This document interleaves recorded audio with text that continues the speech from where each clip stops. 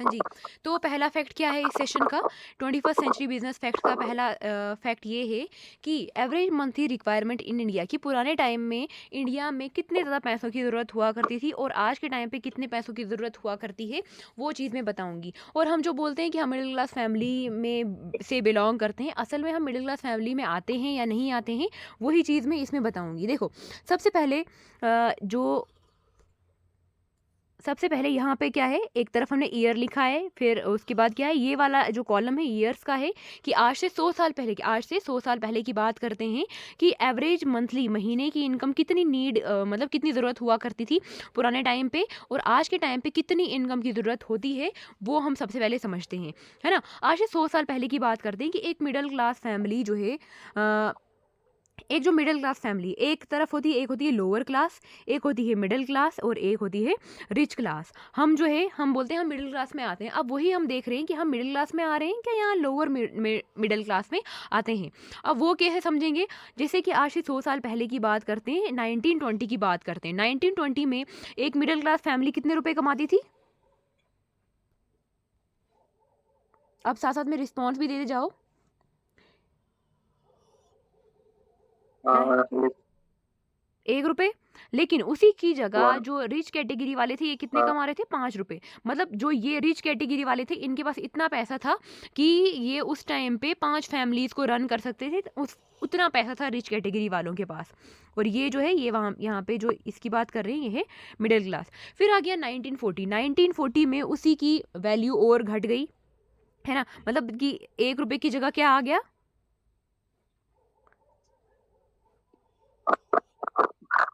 1 रुपए की जगह जो है कितना कमाने लगे? ये कमाने लगे 10 रुपए, और वो कमाने लगे, रिच कैटेगरी वाले कमाने लगे 50 रुपए। मतलब इनको क्या है, फिर उसकी हुँ। तो उसके 20 साल के बाद क्या हुआ? फिर आ गया 1960 में ये 10 रुपए की वैल्यू घट गई, उसकी जगह आ गया 100 रुपए, और 50 की जगह आ गया 500 रुपए। फिर आ गया 1980। 1980 में इसी 10 रुपए की 100 रुपए की वैल्यू घट गई, इसकी जगह आ गया 1000 रुपए, और 500 की जगह कितना आ गया? 5000 रुपए। मतलब ये क्या हो रहा है, टाइम के साथ-साथ में महँगाई भी बढ़ती जा रही थी और इनकम की नीड भी बढ़ती जा रही थी। फिर आ गया 1920, मतलब फिर आ गया, सॉरी, 2000। 2000 में 1000 रुपए की वैल्यू घट गई, उसकी जगह आ गया 100 रुपए, और 5000 की जगह कितना आ गया? 5000 रुपए। फिर आ गया 2020। 2020 में जो है, 2020 में इसी की वैल्यू और घट गई, और हर जगह आप देखो क्या है, एक ज़ीरो बढ़ रहा है। और 2020 में यहाँ 10,000 की जगह कितना आ गया? 10 लाख रुपए। अगर ऐसे हम बात करें, 2000 की बात करें, 2000 में मतलब जिस कैटेगरी में, जिस वाली लाइन में हम भी पैदा हुए हैं, 2000 के आसपास वाले एरा में हुए हैं, है ना, ज़्यादातर। तो यहाँ पे भी हाँ, ये कितना आ गया? अब उस टाइम पे अगर हमारे पेरेंट्स या हमारी फैमिली उस टाइम पे 2020 के टाइम पे अगर 10,000 रुपए महीने का कमा रही थी, तो किस में आ रही थी वो? फिर वो बोल सकते हैं कि हाँ, वो मिडिल क्लास कैटेगरी में आ रही है। अगर वो इस टाइम पे भी इससे भी कम कमा रही थी, मतलब वो मिडिल क्लास में नहीं आ रहे थे। और रिच कैटेगरी उस टाइम पे कितना कमा रही थी? 50,000 रुपए, तब जाके वो रिच कैटेगरी में फॉल करते थे। फिर आ गया ये 2000, मतलब 2030, फिर 2020 क्रॉस हो चुका है। अब 2020 में एक मिडिल क्लास को कितनी नीड है? 1 लाख की। और यहाँ पे कितनी है रिच कैटेगरी वाले को? 5 लाख। अब खुद ही बताओ, क्या हम जैसे अगर हम मिडिल क्लास की बात करें, हम मिडिल क्लास कैटेगरी में हम अपने आप को बोलते हैं कि हम मिडिल क्लास में आते हैं। तो इस हिसाब से बताओ, क्या हम मिडिल क्लास में आ रहे हैं क्या? 2020 क्रॉस हो चुका है, अभी 2024 हो गया है। क्या अभी 2024 में हम 1 लाख रुपए कमा रहे हैं एक सिंगल मंथ का? नहीं, नहीं ना। तो इस हिसाब से क्या लगता है, हम मिडिल क्लास में आ रहे हैं क्या फिर इस हिसाब से? नहीं, है ना, फिर तो नहीं आ रहे हैं। अब यहाँ पे जो ये रिच कैटेगरी वाले 5 लाख कमाते हैं। अब देखो, ऐसे-ऐसे आने वाले टाइम पे और महँगाई बढ़ जाएगी। अच्छा, आपके हिसाब से क्या लगता है 2030 तक, जैसे कि 2020 में, आज से सिर्फ़ आगे आने वाले 10 साल की बात कर रहे हैं हम, 2030 में कितना हो जाएगा फिर यहाँ पे? आपके हिसाब से आने वाले 10 साल, क्योंकि हमने ऊपर से क्या 20-20 साल का लिया है। 20-20 साल का होता है जनरेशन गैप, जिसमें नेक्स्ट जनरेशन पैदा हो जाती है, ठीक है? लेकिन हम यहाँ से सिर्फ 10 साल की अगर बात करें, 2030 की बात करें, तो कितनी, अब 5 साल बचे हैं 2030 आने में, है ना? तो उस टाइम पे कितने पैसों की नीड होगी? इस ग्राफ के हिसाब से क्या लगता है आपको? आपकी आवाज़ 10 क्लियर लाख तक है ना? कम से एवरेज कम, इनकम वाले। हाँ, कम से कम यहाँ पे 10 लाख, और यहाँ कितना हो जाएगा फिर रिच कैटेगरी वालों को? 50 भी ये अगर नहीं तो रखते, अगर हाँ पूरे और कम, करोड़ में चले गए। है ना? ये और बढ़ जाएँगे कम से कम 50 अगर करोड़ भी अगर मान के चल लें, क्योंकि ये क्या होने वाला है आने वाले टाइम पे इतनी इनकम की नीड पड़ने वाली है लोगों को। लेकिन हम अभी भी क्या है फिर इस हिसाब से अगर हम देखें अगर 2020 में, तो इस हिसाब से अभी हम आ रहे हैं क्या मिडल क्लास में? जैसे हम बोलते हैं ना कि हम मिडल क्लास में आते हैं, तो हम बताओ हम मिडल क्लास में आ रहे हैं या लोअर क्लास में आ रहे हैं फिर इस हिसाब से? हम तो लोड में आ रहे हैं। है ना? फिर तो हम लोअर में ही आ रहे हैं। तो यही चीज़ है, इसका ना इसको क्लियर करने के लिए मैं आपको एक वीडियो भी भेजूँगी, है ना? संदीप माहेश्वरी की एक वीडियो है मिडल क्लास ट्रैप, अगर आप सर्च करोगे ना मिडल क्लास मंथली इनकम या ऐसा कुछ, तो आपको यूट्यूब पे भी मिल जाएगा, ठीक है? लेकिन मैं आपको अलग से भेज दूँगी, वो आप देखना एक बार, ठीक? तो अब हम आगे खुद ही सोचो कि इस हिसाब से जो जो इतनी महंगाई बढ़ने वाली है, तो आने वाले टाइम पे जो और बढ़ने वाली है, आने वाले टाइम पे 10 लाख 15 लाख इतने पैसों की नीड पड़ने वाली है। तो क्या उस चीज़ के लिए आप रेडी हो अभी? Are you prepared for that? नहीं। है ना? अभी तो नहीं है, लेकिन उस चीज़ के लिए हमें प्रिपेयर होना पड़ेगा। अगर अभी हमने स्टेप लिया तब जाके हो पाएगा। अगर हम अभी भी मतलब नहीं लेंगे इसके लिए स्टेप, है ना? कोई अपॉर्च्युनिटी को ग्रैब नहीं करेंगे, उस पे वर्क नहीं करेंगे, तो तब तक होगा नहीं, ठीक है? तो अब आगे कंटिन्यू करते हैं। नेक्स्ट, अब ये क्या है, अब है ESBI मॉडल। अब हमें कैसे अपने आप को प्रिपेयर करना है, जो हमारे पास 4 तरीके बचते हैं, जिन 4 तरीकों से हम इनकम को जनरेट कर सकते हैं या हम अपनी फैमिली को या अपना आने वाले टाइम को सिक्योर कर सकते हैं। उसके लिए क्या है, 3 मॉडल हैं। मतलब जो ये सॉरी ESBI मॉडल है, जिसमें क्या आता है employ, self employ, business owner, investor, ये 4 कैटेगरीज आते हैं। अब एम्प्लॉय कौन होता है, जो मैंने आपको पहले भी एक बार समझाया है ना? फिर भी एक बार और मैं थोड़ा सा रिवाइज कर लेते हैं। ये मॉडल दिया है किसने? रॉबर्ट टी कियोसाकी सर ने अपने लेवल पे, क्योंकि वो फाइनेंस के बहुत अच्छे ऑथर भी रह चुके हैं। उन्होंने जो है ये बुक भी दी है, इनका नाम रिच डैड पुअर डैड है ना, उस पे उन्होंने ये ESBI मॉडल का दिया है। उसके अलावा दूसरी एक बुक है, उसकी अलग से एक बुक है, एक रिच डैड पुअर डैड भी उन्होंने बनाई, जो फाइनेंस पे बहुत बेस्ट बुक है। उसके अलावा ESBI मॉडल पे भी उन्होंने एक बुक पब्लिश की है, ठीक है, जिसमें बताया कि दुनिया में सिर्फ 4 तरीके हैं पैसा कमाने के, employ, self employ, business owner, investor. अब आ गया एम्प्लॉय की, अगर हम बात करते हैं, एम्प्लॉय कौन होते हैं? जो टाइम देते हैं फिर जाके पैसा कमाते हैं। और सेल्फ एम्प्लॉय कौन हो गए? जिनने खुद को जॉब पे रखा है, खुद को काम पे रखा है, वो आते हैं किसमें? सेल्फ एम्प्लॉय वाली कैटेगरी में, ठीक है? यहाँ पे जैसे लिखा है उनकी क्या है, खुद खुद को उन्होंने जॉब पे रखा होता है, खुद को काम पे रखा होता है। लेकिन बिजनेस ओनर कौन होते हैं? जो कि सिस्टम के साथ उनका क्या है, खुद का सिस्टम होता है जिसपे वो काम करते हैं और पैसा बनाते हैं। फिर आया इन्वेस्टर, जो पहले पैसा इन्वेस्ट करते हैं फिर जाके पैसा कमाते हैं, ठीक है? पहले लगाएंगे फिर जाके कमाएंगे, ठीक? हाँ, और अब जो ESBI हाँ। मॉडल है, ये कितने हैं 95% है पॉपुलेशन में। अगर एम्प्लॉय और सेल्फ एम्प्लॉय वाली कैटेगरी की बात करें, ये कितने हैं पॉपुलेशन में? 95% है। लेकिन ये इसके अपोजिट में बिजनेस ओनर, इन्वेस्टर जो है, ये कितने हैं? ये सिर्फ 5% है। लेकिन अगर पैसे के हिसाब से देखें तो एम्प्लॉय और सेल्फ एम्प्लॉय वाली कैटेगरी वाले ये अलग अलग वाले, जैसे अगर हम इनको अलग करते हैं तो हम इनकी बात कर रहे हैं, एम्प्लॉय और सेल्फ एम्प्लॉय वाली कैटेगरी वाले कितना पैसा कमाते हैं? सिर्फ 5%। और बिजनेस और इन्वेस्टर वाली 5% हैं पॉपुलेशन में, लेकिन पैसा क्या है, सबसे ज़्यादा कमाते हैं। उनके जो 3 मेन रीज़न है वो क्या क्या है? सबसे पहले ये क्या करते हैं, एक्टिव इनकम पे काम करते हैं, है ना? जो ये क्या करते हैं, एक्टिव इनकम पे काम करते हैं, ये पैसिव इनकम पे काम करते हैं, अकेले काम करते हैं, ये टीम के साथ मिलके काम करके अनलिमिटेड पैसा बनाते हैं, और ये लिमिटेड पैसा बनाते हैं। तो ESBI मॉडल में क्या है, यही जो 4 तरीके हैं, जिन यही मेन डिफरेंस है कि ये 95% होने के बाद भी इतना कम पैसा कमाते हैं, और ये इतने कम होने के बाद भी इतना ज़्यादा पैसा कमाते हैं, ठीक है? तो ये क्यों? क्योंकि ये हमेशा काम करते हैं, ये हमेशा काम नहीं करते हैं। ये अकेले काम करते हैं, अकेले काम नहीं करते हैं, टीम के साथ मिलके काम करते हैं। ये लिमिटेड इनकम कमाते हैं और ये अनलिमिटेड इनकम कमाते हैं, ठीक है? आया समझ ये ESBI मॉडल? बात आ रही है? हाँ। तो उसके बाद अब एक और चीज़ है, यहाँ पे आप देख सकते हो, ये एक चीज़ यहाँ नहीं है, नो लिवरेज। जो एम्प्लॉय वाले में क्या होती है, लिवरेज नहीं मिलता है उसको, लिवरेज है ना, जैसे अब मैंने बताया था पहले भी आपको कि हम टाइम लिवरेज बेस्ड कंसेप्ट पे काम करते हैं। अब ये लिवरेज होता क्या है, आज मैं वो भी आपको समझाऊंगी। इसमें अब देखो, जॉब जो बिजनेस ओनर होता है और इन्वेस्टर होता है, इनके पास लिवरेज होता है। लेकिन जो एम्प्लॉय और सेल्फ एम्प्लॉय होता है, इनके पास नहीं होता है, लेकिन बिजनेस ओनर और इन्वेस्टर के पास होता है, ठीक है? ESBI model. अब इसमें यही है कि लिवरेज को समझना है। अब लिवरेज होता क्या है, अब हम उस पे चलते हैं, ठीक है? एक सेकेंड, हाँ, ये है लिवरेज, टाइम लिवरेज है ना, इससे आपको पूरा पता चलेगा कि लिवरेज असल में होता क्या है, ठीक है? टाइम लिवरेज क्या होता है कि हम अपने टाइम को मल्टीप्लाई करके अपने लिए ज़्यादा फ़ायदा कैसे कर सकते हैं, वो चीज़ है ये। अब लिवरेज होता क्या है, इसको हम कैसे समझते हैं? अच्छा, बचपन से लेके आज तक आपने एक बात सुनी होगी कि टाइम इज़ मनी, सुना है? कि टाइम इज़ मनी, टाइम को सही से इस्तेमाल करो नहीं तो हाँ। गया हुआ वक़्त वापस नहीं आता है। असली मीनिंग पता है इसका क्या है इस कहावत का कि टाइम इज़ मनी का?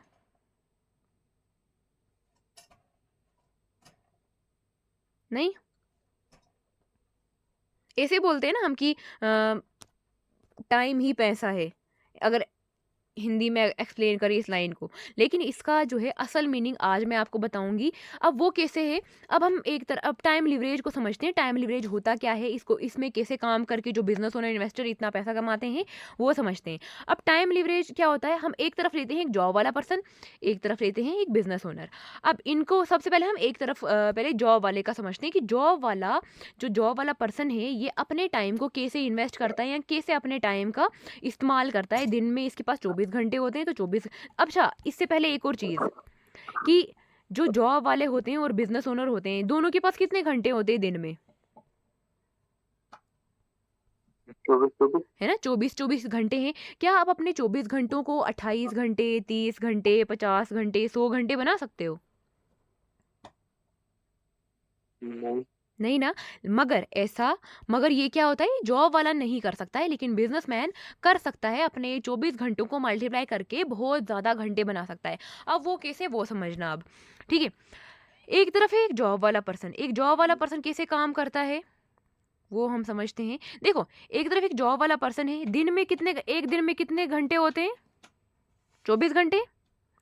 24 घंटों में से 10 घंटे क्या हाँ। करता है, ये काम करता है, ठीक? एक हफ्ते में कितने दिन होते हैं? 7 दिन। 7। 7 दिन में से कितने दिन काम करता है ये? 17 घंटे। मतलब और 6 करता है ना। एक दिन में होते हैं 24 घंटे, 24 घंटे में से 10 घंटे काम करता है। एक हफ्ते में होते हैं 7 दिन, 7 दिन में से एक संडे की छुट्टी हटा के 6 दिन वो काम करता है। और एक साल में होते हैं कितने, 50 वीक्स, वो सारे हॉलीडे छुट्टियां वुट्टियां मिला के वो एक साल में 50 वीक्स काम करता है। और जब तक रिटायर नहीं होगा, है ना, एक जॉब वाला पर्सन जब तक रिटायर नहीं होगा तब तक वो क्या करेगा, ऐसे ही काम करते जाएगा। कैसे? दिन का 10 घंटा, हफ्ते का 6 दिन, वीक का 50 वीक और एक साल का 40 घंटे। तो लेकिन अगर हम इसको पूरा मल्टीप्लाई करेंगे कितना आ जाता है, आप इसको देखना। 10 कौन सा, ये वाला 10 मल्टीप्लाई दिन के 6 घंटे मल्टीप्लाई 50, कितना आ गया ये? एक साल के कितने घंटे हैं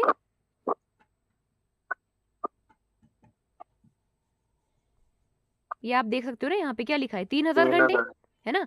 एक साल का एक जॉब वाला हाँ। पर्सन 3000 घंटे काम करता है। और जब तक, अब इस 3000 को हम मल्टीप्लाई करेंगे किसके साथ, 40 के साथ। यही 40 को 3000 से मल्टीप्लाई किया, कितना आ जाता है ये?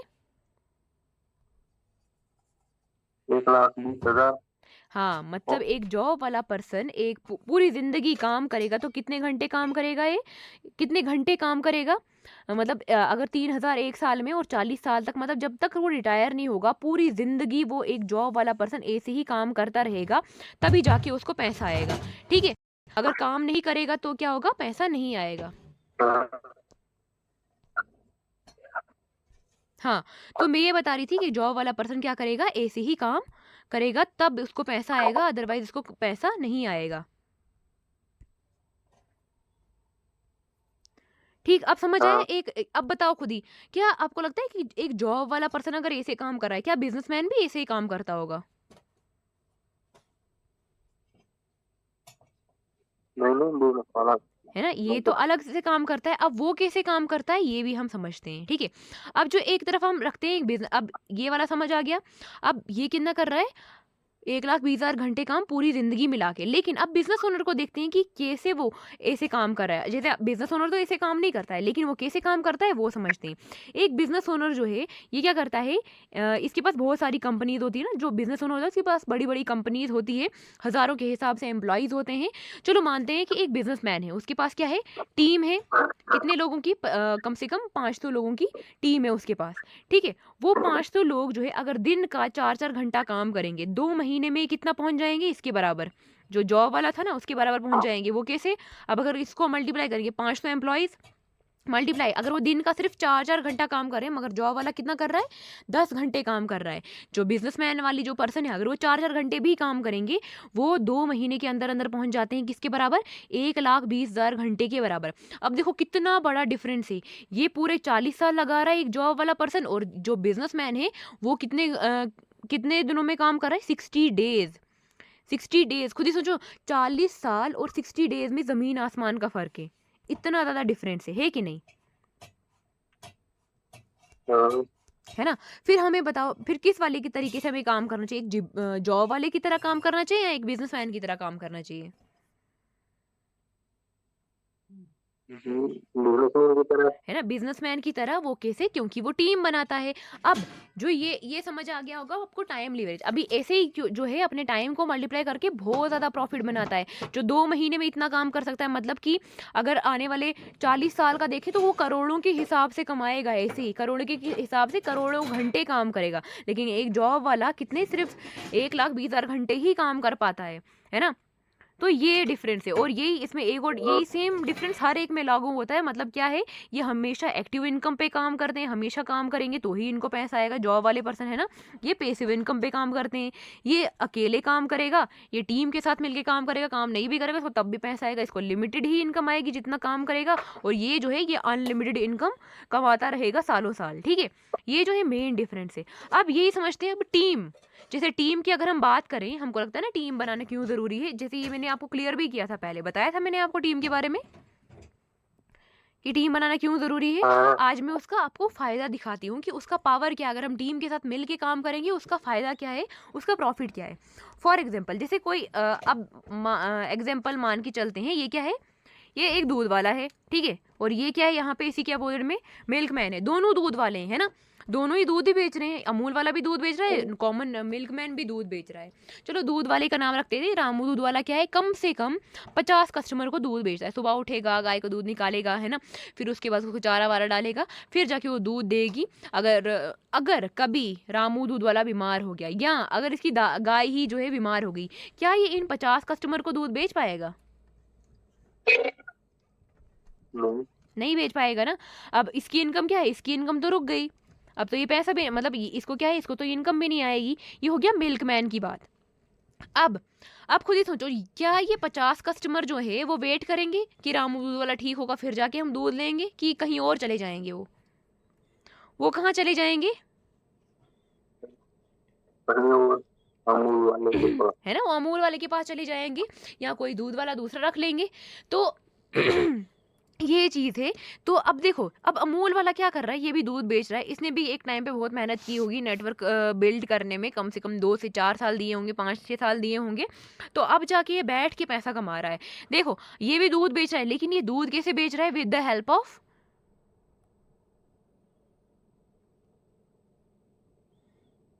किसकी वजह से? नेटवर्क। नेटवर्क। अब नेटवर्क कैसे बनाया है? सबसे पहले आ गया ये खुद मैन्युफैक्चरर बना दिए, फिर अलग अलग ब्रांचेस खोल दी, बना दिए नेशनल डिस्ट्रीब्यूटर, फिर और ब्रांचेस बना दिए रीजनल डिस्ट्रीब्यूटर, फिर आगे होलसेलर। होलसेलर से पहले भी आते हैं एडवर्टीजमेंट, जैसे Amul the taste of India जो एडवर्टीजमेंट आती है ना। उसके बाद आता है रिटेलर, उसके बाद रिटेलर आते हैं। रिटेलर मतलब दुकानदार, दुकानदार के बाद कौन आता है? कंज्यूमर। अब देखो, ऊपर दूध हमको कितने का मिलता है अमूल का पैकेट? 10 रुपए का मार्केट में, है ना। असल में क्या आपको क्या लगता है, क्या कंपनी में 10 रुपए का बनता होगा अमूल का पैकेट? सिर्फ 1 या 2 रुपए का बनता है कंपनी नहीं। में। कंपनी में सिर्फ 1 या 2 रुपए का बनता है, ठीक है। तो यही चीज है। अब खुद ही सोचो, क्या अकेले काम करने में फायदा है या टीम के साथ काम करने में फायदा है? पहले तो टीम के साथ ही। है ना, फायदा टीम के साथ ही। बस यही चीज़ है, हमको समझना पड़ेगा पहले कि क्या होता है, कैसे होता है, अंडरस्टैंड करना पड़ेगा। ठीक है। अब जितने भी बड़े बड़े बिजनेस है, बड़े बड़े ब्रांड्स है, वो सारे क्या करते हैं? वो भी सारे नेटवर्किंग करते हैं। जियो है, क्या वो अकेले काम कर रहा है? नहीं, वो भी क्या कर रहा है? नेटवर्क बिल्ड करके काम कर रहा है ना। अमूल वाला है, अब इसने और अलग अलग फ्रेंचाइजीज अपनी बना दी है। उसके बाद आता है फिर जितने भी सोशल वेबसाइट्स है वो सारे नेटवर्किंग करते हैं, है ना। सारे नेटवर्क मार्केटिंग नेटवर्क से ही काम कर रहे हैं। केएफसी का मालिक अकेले केएफसी तो यूज़ नहीं करता है ना। पेटीएम, मैकडॉनल्ड, ये सारे क्या है, ये सारे जितने भी बड़े बड़े नेटवर्किंग के ब्रांड है, ये सारे नेटवर्क के साथ काम कर रहे हैं, है ना। तो यही चीज़ें बस हमको ये समझना पड़ेगा कि कैसे क्या होता है। हाँ, और अब देखो जैसे अगर हम अपनी बात करें, जिस इंडस्ट्री के साथ, जिस कंपनी के साथ हम काम करते हैं, तो हम ट्रेडिशनल मॉडल को फॉलो नहीं करते हैं, जहाँ पे हमें इतना लंबा जो है नेटवर्क बनाने की ज़रूरत होगी। ट्रेडिशनल मॉडल पे को हम फॉलो नहीं करते हैं कि ऊपर महंगी चीज़ है, हमको मतलब सस्ती चीज़ है, हमें महंगे तक जाएगी, क्योंकि बीच में जो है इतने सारे लोग क्या है 70% पैसा यहाँ पे कमा लेते हैं। लेकिन फॉरएवर में क्या है, फॉरएवर में ऊपर आपकी मतलब कंपनी है, आप कंपनी के साथ कनेक्टेड हो, बीच में आप डिस्ट्रीब्यूटर हो, डिस्ट्रीब्यूटर मतलब आप, है ना, फिर आगे कंज्यूमर। जो 70% पैसा यहाँ पे बट रहा है ना, डिवाइड हो रहा है, ये 70% पैसा किसको मिलता है, यहाँ पे एक ही जो इसमें काम कर रहा होता है डिस्ट्रीब्यूटर, उसको मिल जाता है। और कंपनी ने जो है हमारे लिए 95% काम जो है कंपनी ने करके रखा हुआ है ना। जैसे यहाँ पे आप रीड कर सकते हो, 95% of work is already done by company, remaining 5% is for us. हमारे लिए क्या है, सिर्फ 5% काम है, वो भी क्या है, काम को सीखना है, समझना है और आगे सिखाना है। ठीक है, ये समझ आया। उसके अलावा और हाँ। एक दो चीज़ें मैं आपको बताती हूँ। हाँ, अब जैसे अब डिफरेंस यहाँ देखो, दो आदमी हैं, एक क्या है, एक जॉब को ढूंढ रहा है, जॉब की तलाश में है, दूसरा क्या है, जो रेवोल्यूशन को फॉलो करके आज के टाइम पे अच्छा खासा पैसा यहाँ से बना रहा है। ठीक है, अब इसके बीच में डिफरेंस क्या है, क्या है ये डिफरेंस बिटवीन पर्सन जो फॉलो नहीं कर रहा है रेवोल्यूशन को, उसकी हालत ये है, और लेकिन जो रेवोल्यूशन को फॉलो कर रहा है, वो क्या है, वो पैसे में माला माल है, उसके पास बहुत सारा पैसा है। अब ये रेवोल्यूशन क्या है, रेवोल्यूशन मतलब ये हर 100 साल के बाद रेवोल्यूशन आता है कि चीज़ें चेंज होती हैं, है ना। जैसे पुराने तरीके हैं वो आज चलते नहीं है, लेकिन जो देखो एक एग्जांपल के थ्रू समझाऊंगी, फिर आपको समझ आएगा। पुराने टाइम में एक आदमी था, उसने क्या किया, उसने पानी बेचने का बिजनेस स्टार्ट किया।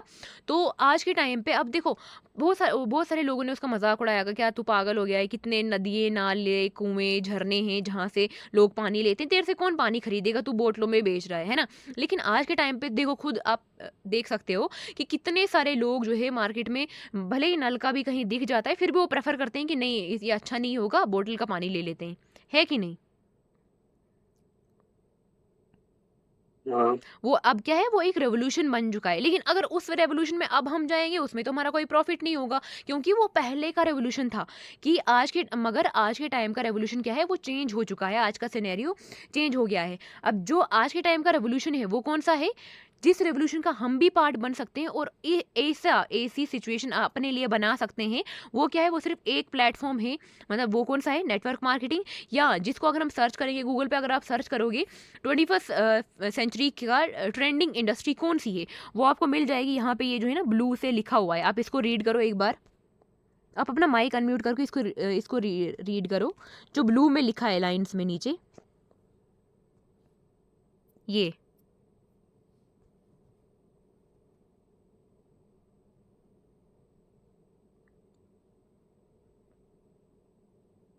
आपको मेरी आवाज़ आ रही है।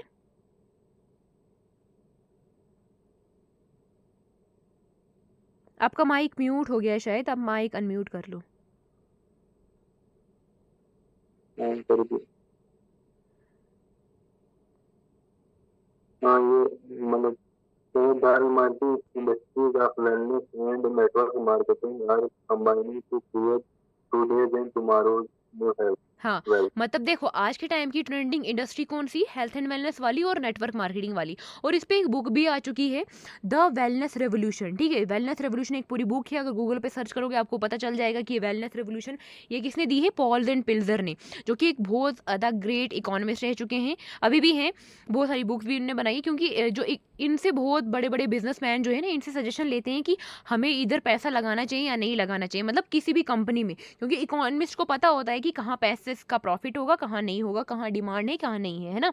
तो इन्होंने क्या है, ये इन्होंने एक बुक भी दी है कि how to make fortune in next trillion dollar industry, कि कैसे आप अपनी किस्मत नेक्स्ट ट्रिलियन डॉलर इंडस्ट्री में बना सकते हो। और ये क्या है, एक ट्रिलियन डॉलर इंडस्ट्री होने वाली है। यहाँ पे भी आप ये भी रीड कर सकते हो, the wellness industry will exceed, कितने होने वाली है, 1 ट्रिलियन डॉलर इंडस्ट्री कब होने वाली है, आने वाले 10 सालों में इतनी ज़्यादा ग्रो करने वाली है।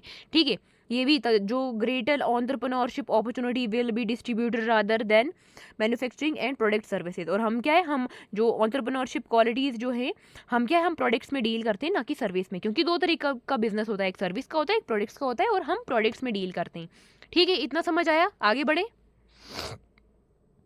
हाँ ठीक है, अगर आप गूगल पे सर्च करोगे, अगर आप गूगल पे सर्च करोगे कि 21st सेंचुरी का सबसे तेज़ी से ग्रो करने वाला बिजनेस कौन सा है, आपको सीधा आ जाएगा network marketing is fastest growing business in 21st century. जैसे कि मैंने कल वाले सेशन में भी आपको बताया था, कितने सारे लोगों की स्टेटमेंट्स है ना, जैसे कि बिल गेट्स से बहुत सारे लोग जो है बहुत सारे यहाँ से पैसा अर्न कर रहे हैं। ठीक है, चलो उसके बाद नेक्स्ट अगर हम सर्च करते हैं कि मतलब कि कौन सी जो दो इंडस्ट्री जो कभी भी रुकने वाली नहीं, कभी भी बंद नहीं होने वाली, एक है हेल्थ एंड वेलनेस और एक है नेटवर्क मार्केटिंग। अब वो कैसे, ये भी मैं आपको समझाती हूँ।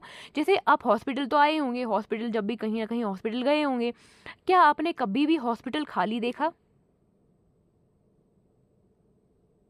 नहीं। नहीं ना। हर जब भी आप हॉस्पिटल गए होंगे ना, हमेशा हॉस्पिटल भरा हुआ ही देखा होगा। क्यों? क्योंकि आज के टाइम पे बीमारियां बहुत ज़्यादा बढ़ रही है, खाना अच्छा नहीं है ना, बहुत सारी चीज़ें जिस वजह से लोग बीमार होते जा रहे हैं। क्या आपको लगता है कि जो हेल्थ एंड वेलनेस वाली इंडस्ट्री ये बंद होने वाली है या बढ़ने ही वाली है? ये तो बढ़ने वाली है है ना, इस ये हिसाब बढ़ती ही से। जाएगी। अब खुद ही सोचो कि मेडिकल फील्ड अगर इतनी एडवांस हो गई है, तो बीमारियां बढ़नी चाहिए थी या कम होनी चाहिए थी?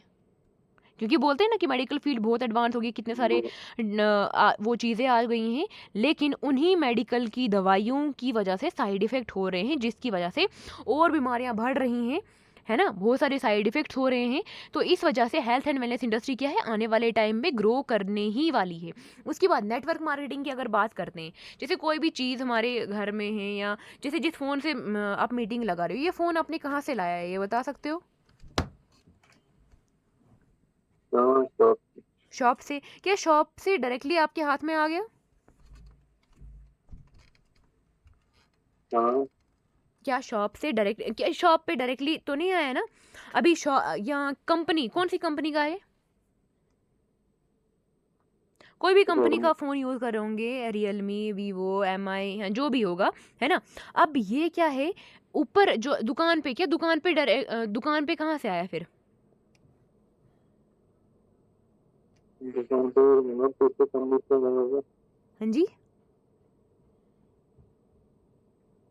दुकान पे मतलब जैसे मैंने ये जो है एम आई वाली का ये तो पीछे कंपनी वालों ने दिया है ना, होगा, डायरेक्टली तो जैसे वहां से लिया कंपनी होगा से, है दुकान। ना, कि जो भी आया होगा कंपनी से आया होगा, लेकिन हाँ डायरेक्टली कंपनी से भी नहीं आया है। सबसे पहले ऊपर से, फॉर एग्जांपल यहाँ पे कंपनी है, कंपनी ने क्या बना दिया, फ़ोन बना दिया, उसके बाद उसने अलग अलग डिस्ट्रीब्यूटर बना दिए, national distributor, regional distributor, wholesaler, advertisement, फिर जाके आप तक पहुँचा होगा। या आपके घर में इधर उधर कितनी सारी चीज़ें होंगी, है ना, वो सारी कहाँ से आई है, डायरेक्टली कंपनी से तो नहीं आई है, वो कहाँ से आई है, नेटवर्क के थ्रू आई है। अब खुद ही सोचो कि कोई भी सर्विस, कोई भी चीज़ या कोई भी प्रोडक्ट आप तक पहुँचाने के लिए नेटवर्क, कभी नेटवर्क मार्केटिंग आपको लगता है फिर इस हिसाब से कभी बंद होगी? क्योंकि सारा काम नेटवर्क से हो रहा है।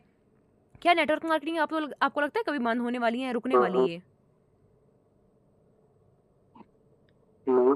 नहीं ना, ये क्या है, हमेशा ही ग्रो करने वाली है। तो हम जो है, हम ऑलरेडी जिस इंडस्ट्री में है, हम फॉरएवर लिविंग में है, तो दोनों हम फॉरएवर क्या है, हम दोनों चीज़ों का कॉम्बिनेशन है। अगर गूगल पे सर्च करते हैं कि दुनिया की सबसे अच्छी बिजनेस अपॉर्चुनिटी नेटवर्क मार्केटिंग में कौन सी है, वो कौन सी आ जाती है, फॉरएवर लिविंग प्रोडक्ट्स। और नेटवर्क मार्केटिंग में बहुत सारी कंपनीज हैं, है ना, जैसे फिल्म इंडस्ट्री है, फॉर एग्जांपल फिल्म इंडस्ट्री में बहुत सारी इंडस्ट्रीज आती हैं, बॉलीवुड, हॉलीवुड। अगर इंडिया की बात करें, बॉलीवुड में कितनी सारी और कंपनीज है। कंपनीज कौन सी, जो चैनल्स नहीं आप देखते हो टीवी टीवी पे, आज तक, जी टीवी, अच्छा जी सिनेमा, या सोनी टीवी, ये क्या है, अलग अलग कंपनीज हैं उन्हीं में। तो सेम वैसा ही नेटवर्क मार्केटिंग भी क्या है, बहुत बड़ी इंडस्ट्री है। जैसे फिल्म इंडस्ट्री है, उसमें छोटी छोटी कंपनीज हैं, वैसे ही हमारी भी जो सबसे बेस्ट कंपनी है, अगर अगर आप सर्च करते हैं ना नेटवर्क मार्केट, मतलब दुनिया की सबसे best business opportunity network marketing में कौन सी सबसे बेस्ट बिजनेस अपॉर्चुनिटी है, वो कौन सी है, one and only forever living products. ठीक है, और दुनिया के सबसे अच्छे हेल्थ के प्रोडक्ट्स वो भी कौन से हैं, वो भी हमारे ही हैं वर्ल्ड वाइड में। ठीक, इतना समझ आया? हाँ, हाँ जी, ठीक है। आगे अगर हम एक और चीज़ सर्च करते हैं, फिक्की और केपीएमजी की रिपोर्ट के हिसाब से 2025 तक जो नेटवर्क मार्केटिंग वाली इंडस्ट्री कितनी होने वाली है? ये होने वाली है 64,000 करोड़ की इंडस्ट्री होने वाली है। मतलब कि आने वाले टाइम में ग्रोथ फेज़ में ही जाने वाली है, कभी भी रुकने वाली नहीं है, कभी भी स्टॉप नहीं होने वाली है ना? जैसे नेटवर्क मार्केटिंग 2025 तक ये कंप्लीट करने वाली है 65,000 करोड़, और हेल्थ एंड वेलनेस 2015 से 2020 तक क्रॉस करने वाली है 1,50,000 करोड़ की प्रॉपर्टी होने वाली है ये, ठीक है। उसके अलावा जम्मू कश्मीर जो है, जैसे अगर हम अपनी गवर्नमेंट की बात करते हैं, जैसे जम्मू कश्मीर में हम रहते हैं तो हमारी गवर्नमेंट भी हमें सपोर्ट करती है। ये वाली भी आपको मिल जाएगी यूट्यूब पे, अगर आप वीडियो सर्च करोगे ना, ये वाली मैं आपको सारी वीडियोस भेज दूंगी। कल शायद मैंने आपको वीडियोस नहीं भेजी थी मैंने, नहीं शायद, मेरे को शायद भूल गया था कि भेजी थी। वो भी मैं भेज दूंगी, और आज के सेशन की भी भेज दूंगी, ठीक है। ये वाली वीडियोस भी, कि गवर्नमेंट भी हमें सपोर्ट करती है, ठीक है। उसके अलावा अब देखते हैं आपका, जैसे बॉयज़ के पास क्या क्या ऑप्शन होते हैं कि वो अपनी मतलब आपके पास क्या क्या ऑप्शन है अपनी लाइफ बनाने के लिए। सबसे पहले जो गवर्नमेंट जॉब है ना, अगर गवर्नमेंट जॉब नहीं मिली तो सेल्फ एम्प्लॉय कोई ना कोई दुकान खोल लेंगे, कोई बिजनेस कर लेंगे, या प्राइवेट जॉब कर लेंगे, यही है ना। अगर वो भी नहीं तो फिर क्या जाते हैं, अभी जैसे जो कंपनीज है कॉन्ट्रैक्ट, जो कंस्ट्रक्शन का काम चल रहे हैं, टनल्स वगैरह बना रहे, फिर इसमें जाने की कोशिश करेंगे, है ना। क्या इसके अलावा कोई और ऑप्शन लग रहा है आपको इन तीनों में से? ये भी ना, इसमें सिर्फ गुजारा गुजारा भी नहीं होगा, पहले तो इतनी सारी चीज़ों के लिए पहले इतनी इन्वेस्टमेंट करनी है, यहाँ काम करना है, सुबह पूरे 12 घंटे की शिफ्ट होती है इनमें, है ना, कंपनीज में। तो खुद ही सोचो, ये है यहाँ का। अगर हम जम्मू कश्मीर या किश्तवाड़ की बात करें, हमारे पास यही अपॉर्चुनिटी है बॉयज़ के पास। गर्ल्स के पास वही, पहले अगर प्राइवेट या गवर्नमेंट जॉब कर लेंगे, या तो फिर ग्रेजुएशन करेंगी, पढ़ाई करेंगे, उसके बाद टेलर या पार्लर का काम सीखेंगे, या तो ये भी नहीं करेंगे, फिर सीधा डायरेक्टली शादी, ठीक है। तो ये है, अब खुद ही सोचो कि इतना पढ़ाई करने के बाद जब डायरेक्टली शादी करेंगे, कोई फ़ायदा है इतनी पढ़ाई करने का भी, जब तक अपने हाथ में कुछ होगा नहीं, ठीक है। तो यही चीज़ है कि अपॉर्चुनिटीज़ मार्केट में बहुत कम है, लेकिन जो अपॉर्चुनिटीज़ मिल रही है उनको ग्रैब करना चाहिए, कि ऐसा नहीं कि पता चला है हमें, हाँ, कि ऐसा कुछ है, मगर उस पर काम नहीं किया, ठीक है। तो अगर लिंक एंड हो जाएगा, दोबारा सेम लिंक से ज्वाइन कर लेना आप, ठीक है। तो अब आगे बढ़ते हैं। अब जो बची कुची जॉब्स है, जैसे कि वो भी बता देते हैं, जो बची कुची 13% जॉब मार्केट में अभी बची हुई हैं, वो भी कौन आने वाले टाइम में लेने वाली है? आर्टिफिशियल इंटेलिजेंस, है ना, जो मैंने पूछा था आपको कल। अब देखो, आर्टिफिशियल इंटेलिजेंस इंडिया में आ चुकी है, गुजरात में रोबोट गैलरी खुल चुकी है, रोबोट्स हैं, ये सारे रोबोट्स हैं। अब देखो, ये रेड शर्ट में क्या है, एक वेटर है, इसकी नौकरी कौन ले गया?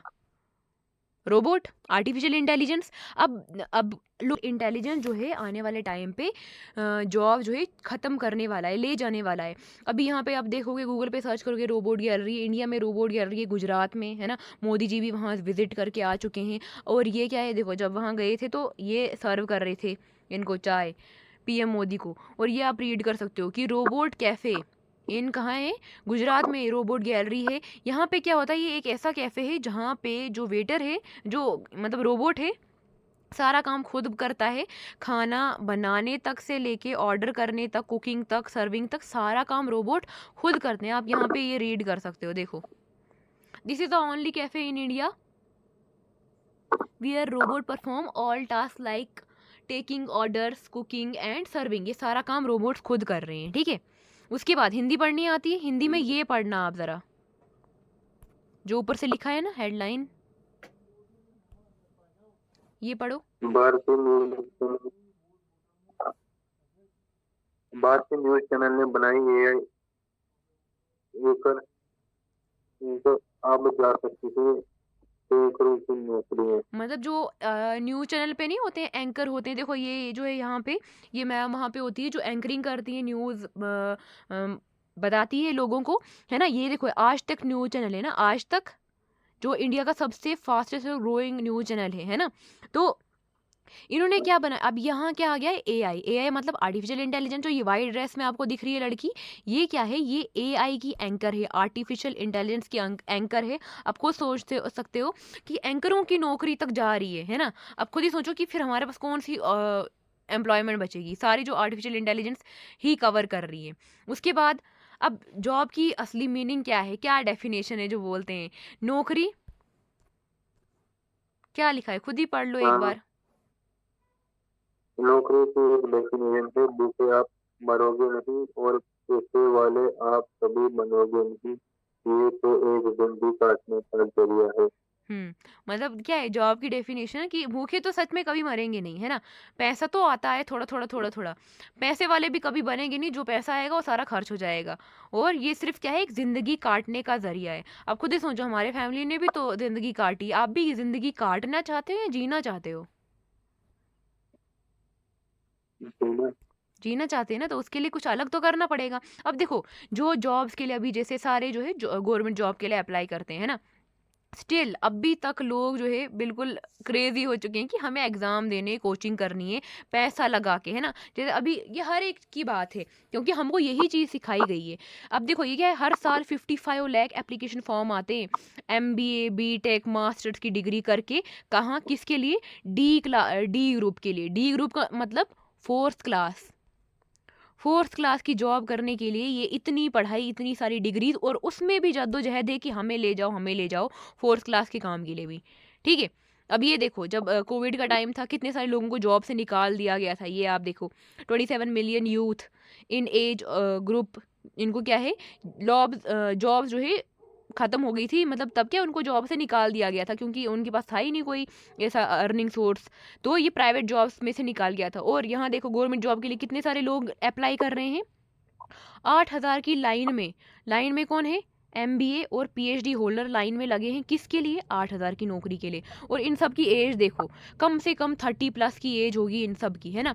30 साल के प्लस की एज होगी और अभी भी 8,000 की नौकरी के लिए लाइन में लगे हैं। कौन से? एमबीए पीएचडी जो सबसे लास्ट वाली सबसे हाईएस्ट डिग्री होती है कि नहीं होती है ना?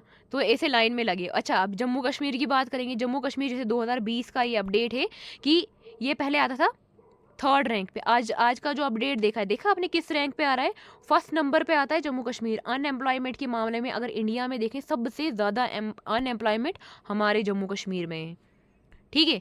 और ये से बाद में जब इंटरव्यू देने के लिए जाते हैं ऐसे लाइन में लगे होते हैं सारे। सब देखो अंकल एज है सब अंकल लोग जो है लाइन में बेचारे खड़े हैं।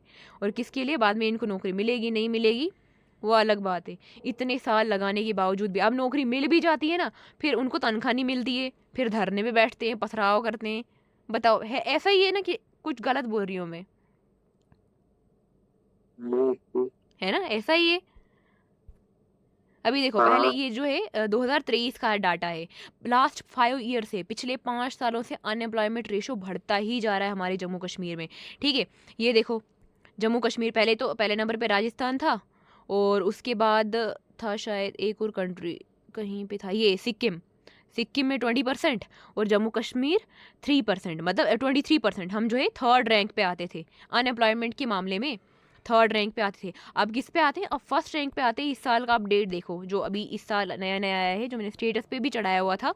देखा था आपने ये देखो हाँ बता। सबसे ज़्यादा अनएम्प्लॉयमेंट कहाँ है? इंडिया में इतना ज़्यादा यूथ इंडिया में तो है ही है। उसके अलावा सबसे अब 32% हो चुका है अनएम्प्लॉयमेंट रेट। जहाँ 23 था यहाँ 32 हो गया है। अब सारे जब जॉब टेकर बनेंगे जॉब मेकर भी तो कोई होना चाहिए ना जो जॉब दे लोगों को अपॉर्चुनिटी दे कि वो भी काम करके अर्निंग कर सकते हैं। मगर ऐसा कोई है नहीं, है ना? तो जो प्लेटफॉर्म अभी आपको मिला है ना आप बहुत लकी हो। मैं बहुत लकी हूँ आप बहुत लकी हो कि आपको ये प्लेटफॉर्म बार बार अभी नॉक नॉक कर रहा है। तीसरी बार है आपका ये, है ना? तो ये एक ऐसा प्लेटफॉर्म है जहाँ आपको कुछ भी नहीं आता है। अगर ज़ीरो से अगर आप स्टार्ट करोगे कुछ भी आपके पास नॉलेज नहीं कुछ भी स्किल नहीं है बिजनेस के बारे में पता ही नहीं है कभी पढ़ा ही नहीं है तो आप यहाँ से सीख सकते हो। आप ज़ीरो से हीरो बनाने का बिजनेस है। सो इस अपॉर्चुनिटी को गलती से भी मिस नहीं करना क्योंकि ये तीसरी बार है। तो इस बार जो है इस अपॉर्चुनिटी पे अच्छे से काम करो वर्क करो सीखो कि कैसे है। अब देखो जितना मैं बता रही हूँ ना इतना ही नहीं समझना है और वीडियो जितनी सर्च कर सकते हो इसके बारे में उतनी सर्च करो। देखो ये प्लेटफॉर्म क्या मुझे ये सारी चीज़ें दे सकता है या नहीं दे सकता है? क्या मुझे इसमें टाइम अपना लगाना चाहिए या नहीं लगाना चाहिए? अदरवाइज दूसरा ऑप्शन तो आपके पास है ही जो आप अलग से जो अपने अपना प्लान है ना? देखो एक कहानी मैं बताऊंगी आपको। हम कभी ना ऐसा हम बोलते हैं यार ऊपर वाले हमको क्यों इतना गरीब बनाए हमें भी अमीर बना लिया होता है ना कभी दिमाग में आता है या कभी बोल भी देते हैं ऐसे कंप्लेन करते हैं ना ऊपर वाले से। हर बार हर बार वही। हर बार करते हैं ना, हर बार करते हैं। अब देखो ऊपर वाला क्या करता है, ऊपर हाँ, वाला हमेशा हमारी बात सुनता है, हमको वो अपॉर्चुनिटी देता है, वो हम तक होता है, हम उसको पकड़े ना पकड़े। देखो अगर आपके घर में मेहमान आएगा, उसने दरवाजे पे नॉक नॉक किया, अगर दरवाजा खोलोगे ही नहीं, वो तो वापस चला जाएगा ना, है कि नहीं? हुँ, अब ये एग्जांपल मैं समझाती हूँ आपको, एक कहानी से हुँ, समझाती हूँ। एक आदमी था, वो क्या था, वो मतलब ऊपर वाले को बहुत ज़्यादा मानता था। एक बार क्या हुआ, वो मछुआरा था, जो रोज़ दरिया के पास जाता था, मछली पकड़ने जाता था, ठीक है? अपनी वो नाव लेके मछली पकड़ने रोज़ दरिया में जाता था। फिर क्या हुआ कि एक बार ना वो क्या हो गया, वो बहुत हवाई तूफ़ान वग़ैरह चल गए, उसकी किश्ती जो है वो पलट गई, वो टूट गई। और मछुआरे को लेकिन तैरना आता था, वो क्या है, एक तैरते-तैरते एक समुद्र में ही जो है ना एक टीला था। टीला मतलब पता है? टीला समझते हो? एक मतलब कि एक सूखी जगह जहाँ पे वो जाके तैर-तैर के पहुँच गया, वो बच गया, उसकी जान बच गई।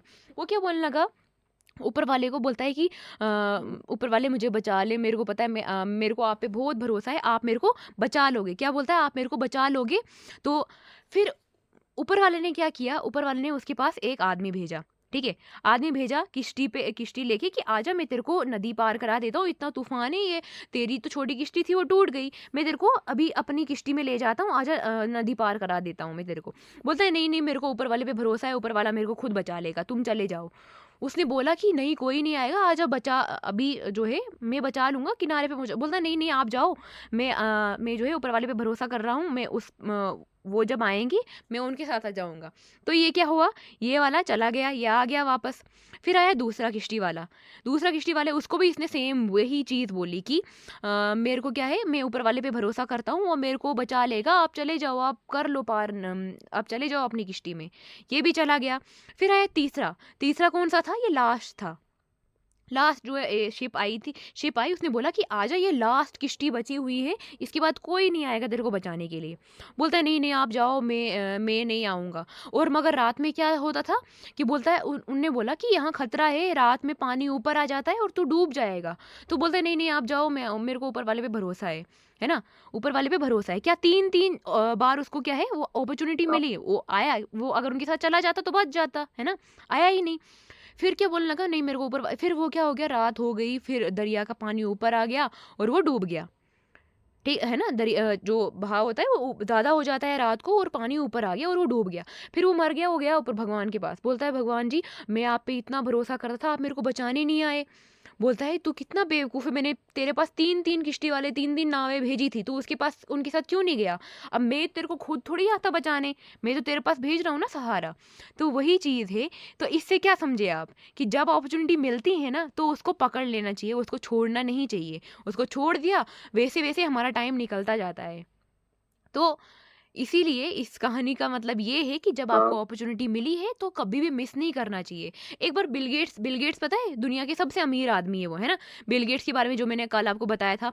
बिल गेट्स को ना एक बार एक इंटरव्यू में मैम थी, जो इंटरव्यू नहीं लेते हैं, तो उनने उसको पूछा कि आप मेरे को बताओ सर, आप इतने ज़्यादा अमीर कैसे हो? मतलब दुनिया के सबसे अमीर आदमियों में से आप आते हो, आप इतने ज़्यादा रिच कैसे हो? उसने पता है बिल गेट्स ने क्या किया? ये कहीं आपको वीडियो भी मिल जाएगी। बिल गेट्स ने किया, उसने अपनी चेक बुक निकाली, चेक बुक नहीं होती, उसने बोला कि भर दे, जितना अमाउंट भरना है भर दे, कि कितना मतलब कितना अमाउंट, कितना पैसा चाहिए तेरे को, ठीक है? ऐसा बोला। उसने बोला नहीं नहीं सर, मैं तो, वो शर्मा गई, बोलती कैसे सर ऐसे बोल रहे मेरे को। उन्होंने बोला कि नहीं नहीं, मुझे जो है आप बता दो ऐसे ही। उसने 2-3 बार उसको बोला, बोलता है कोई बात नहीं, आप हेजिटेट नहीं करो, आप इसको भर लो, मैं आपको बता रहा हूँ, आपको जितना भी अमाउंट चाहिए आपको मैं दे दूंगा। उसने बोला नहीं नहीं मैं नहीं, 2-3 बार बोला, तीसरी बार और बोला, उसने नहीं भरा। बस बोलता है यही चीज़ जो आप करते हो वो मैं नहीं करता हूँ। मेरे को जो भी अपॉर्चुनिटी आती है मैं उसको ग्रैब करता हूँ और उस पे काम करता हूँ। इस वजह से मैं दुनिया का सबसे रिच कैटेगरी में से मैं एक पर्सन आता हूँ। ठीक है? बोला यही डिफरेंस है आपकी और मेरे बीच में। अगर उसने उस टाइम पे वो चेक बुक भर दी होती, है ना? तो उसके पास कितना ज़्यादा पैसा आज होता। मतलब सबसे ज़्यादा पेड इंटरव्यूअर, मतलब सबसे ज़्यादा पैसा उस इंटरव्यूअर ने कमाया होता उस दिन। है ना? तो यही चीज़ है, अपॉर्च्युनिटी जब मिलती है उसको ग्रैब करो, उसको हाँ, कभी भी मिस नहीं करना चाहिए, ठीक है? समझ आया हाँ, ये? हाँ, ठीक, आई होप आपको आज का पूरा सेशन समझ आया होगा 21वीं सदी के फैक्ट्स, 21st सेंचुरी के बिजनेस फैक्ट्स। आज आपको बहुत सारी चीज़ें क्लियर हुई होंगी, जैसे कि नेटवर्क के साथ काम करने में फ़ायदा है या टीम के साथ काम करने में फ़ायदा है, जो मेन चीज़ें आपको समझने की ज़रूरत थी।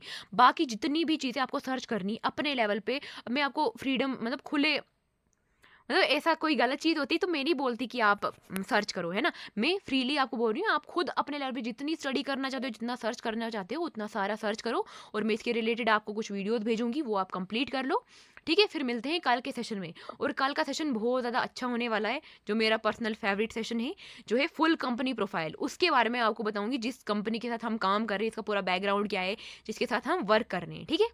कल मैं वो बताऊँगी, ठीक है? कोई क्वेश्चन कुछ पूछना चाहते हो इस सेशन के रिलेटेड तो आप हाँ, मेरे को क्वेश्चन पूछ सकते हो।